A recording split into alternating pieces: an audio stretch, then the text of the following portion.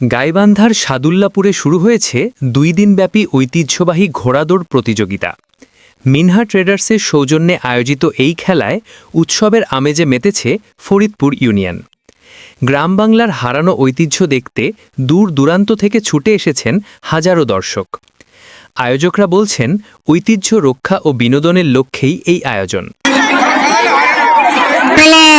আরে বাবা, খাটো বলছে ঝাল বেশি মারবেন, দৌড়াও বাবা।